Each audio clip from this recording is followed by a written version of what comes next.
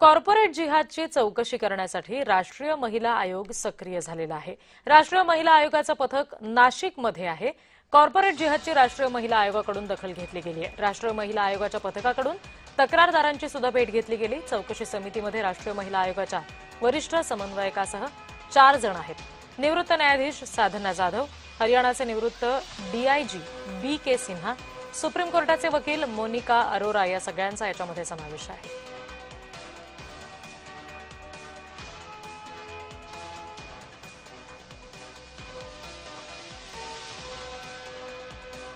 या सगळ्या संदर्भात प्रतिनिधी किरण गोटूर आपल्याला आणखी तपशील देत आहेत। किरण, आज नाशिक एसआयटी कडून या 2 संशयितांना जी पोलीस कोठडी देण्यात आलेली होती त्या दोघाही संशयितांची कसून चौकशी केली आणि या संपूर्ण चौकशीमध्ये काही महत्त्वाचे धागेदोरे आहेत जे नाशिक एसआयटीच्या अधिकाऱ्यांच्या हाती लागल्याची जी माहिती आहे ती सूत्रांनी दिलेली आहे आणि त्याच पद्धतीने या दोन्ही संशयितांचं जे ताबा आहे तो मुंबई एटीएसने सुद्धा आज घेतल्याचं बघायला मिळालं।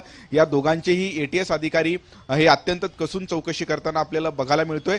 या संपूर्ण प्रकरणावरती संपूर्ण देशभरातून वेगवेगळ्या प्रतिक्रिया एकूणच जे उमटत असताना आपल्याला बघायला मिळतोय। एक व्हिडिओ सुद्धा जे या संपूर्ण प्रकरणामध्ये अत्यंत गंभीर म्हणजे जे धर्मांतराचा आरोप हे झालेलं होतं त्या सगळ्या अनुषंगाने एक व्हिडिओ सुद्धा आज समोर आलेला आहे। एका पीडित व्यक्तीचं धर्मांतर करण्याचा खरं तर प्रयत्न झालेला आहे अशा पद्धतीचा आरोप झालेले होते आणि त्याच अनुषंगाने एक व्हिडिओ सुद्धा आज समोर आलेला आहे।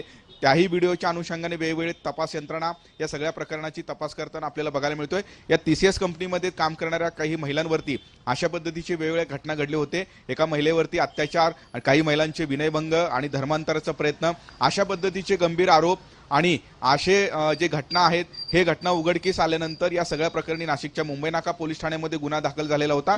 या सगळ्या प्रकरणी नाशिक एसआयटी तपास करत असताना आता जे सेंट्रल गव्हर्नमेंटचे काही तपास यंत्रणा आहेत आता ते सुद्धा या सगळ्या प्रकरणाची तपास हे करताना आपल्याला बघायला मिळतोय।